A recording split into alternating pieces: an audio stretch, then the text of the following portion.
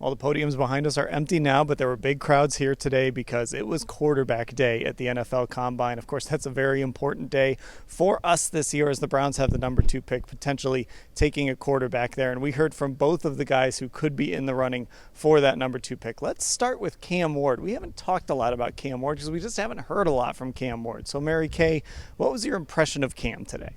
Well, I really wanted to stand there and listen to Cam Ward's interview because we haven't heard much from him. And I was very, very impressed with him. Quiet confidence, kind of humble, but also very, very confident. There were many things about him that I liked. He talked about growing up with, country parents in a very unassuming way. It was an enormous, enormous contrast to what was going on 2 podiums down with Shedeur Sanders. So there was really this contrast in terms of the star power and the razzle-dazzle of Shedeur, and then just the sort of no jewelry, no frills Cam Ward. But what he does bring to the table, as we know, is just a tantalizing skill set, an amazing arm, dual threat ability, and he talks a really, really good game about leadership and things like that. So I really liked him. Yeah, he did talk a lot about accountability, leadership, and when you hear people talk about what he did to that program in Miami, leading them to 10 wins, something they hadn't done since like 2017, he went in there and he was a culture changer there. And Ashley, that's obviously something the Browns would want in their quarterback. Yeah, and I think about that Louis Riddick quote about him that was going around about how he's an alpha in that way, and some of those stories that you hear about the way he would talk to guys who had been there or new guys and just kind of help do that sort of culture-changing stuff. It is interesting because I do think the Browns need some of that, but at the same time, we're going to talk about Shedeur Sanders next, and he also, of course, talked about changing cultures. Yeah, so let's talk about Shedeur, because speaking of that culture changer, he went out of his way to point out multiple times he went to 2 different programs in college. He said we changed the program there. Of course, he's talking about himself, his dad, probably including Travis Hunter and that, and some other players who were on that journey with him. There was actually a question about Pat Shurmur, the former Browns head coach, who was the offensive coordinator. He complimented Pat Shurmur, and then he went back to saying about how they changed the culture. So, Mary Kay, it seemed like Shedeur Sanders wanted to make it very clear that if you draft him, he's going to change things for your franchise. Yes, absolutely 100%. And I made the comparison that he said he could turn around the Browns. And it reminded me of being here in 2018 when Baker Mayfield said something very similar. But my big takeaways about Shedeur Sanders: he shows up with the sideways ball cap. He's got 2 strands of diamonds around his neck. He's flashing the pearly whites, and he just packed a wallop in terms of the star power and the razzle-dazzle that he has. So you would be drafting a brand, like a big-time brand. He's Dion's son. He's got prime time written all over him. When someone asked how he's doing, he answered legendary, which he always refers to himself as. So that's what you would be getting with Shedeur.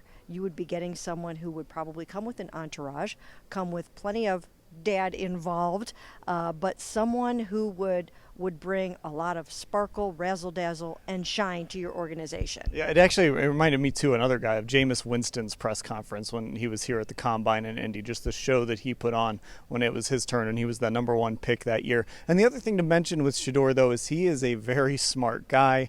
He talked about that. Of course, he talked about his relationship with Tom Brady and how he learned from him. And, of course, that leads to the mental aspect of the game, too. So with all that flash and all that sizzle, it looks like there's a pretty good quarterback there too, Ashley. I mean, yeah, when you think about Shedeur Sanders, you do think of that flash, but the things on the field he's been most praised for are his processing, his decision-making, those sorts of traits that we know any team would really value. So I think maybe a lot of fans who don't know much about Shedeur yet, who maybe haven't watched a ton of him at Colorado or at Jackson State, might not know that about his processing and stuff yet. So it was really interesting. I think I didn't even get to hear much of that interview because of another guy we're going to talk about shortly. I was listening to him, but you felt that energy from across the room at the convention center when he was talking. And there are so many quotes from this that I think I'm just going to remember for weeks, months, etc. And if he's a Cleveland Brown, there'll be things we call back to a lot, I assume. Now, let's do the lightning round here. There are a bunch of other quarterbacks. We could spend an hour on this video talking about them. We don't have an hour, so let's lightning round it real quick.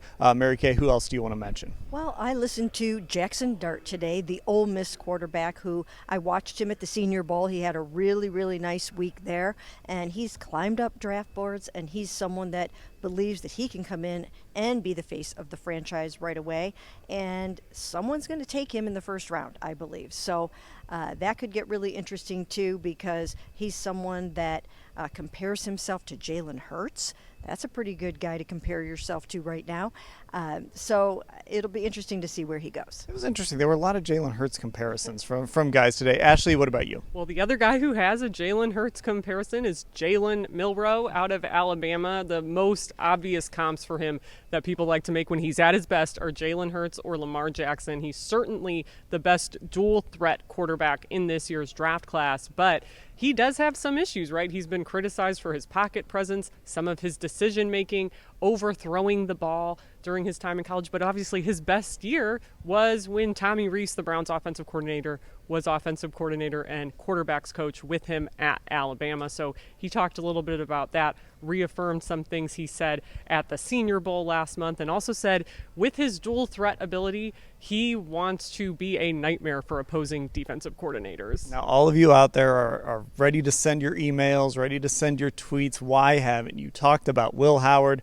We'll talk about Will Howard here. Of course, the Ohio State quarterback who led them to a national championship spoke today, and he made it clear that he thinks he can be the guy for a franchise. Now, he's not going to end up in the first round. He's going to be probably a day 2 pick. I don't think he'd fall to day 3. Who knows? But Will Howard does believe he can be that guy, and I know a lot of you out there as Browns fans would love to see it in brown and orange. We'll see what happens. If it's one of those top 2 guys, if it's Will Howard, Jaxson Dart, Jalen Milroe, you know we're going to cover it all at cleveland.com/Browns.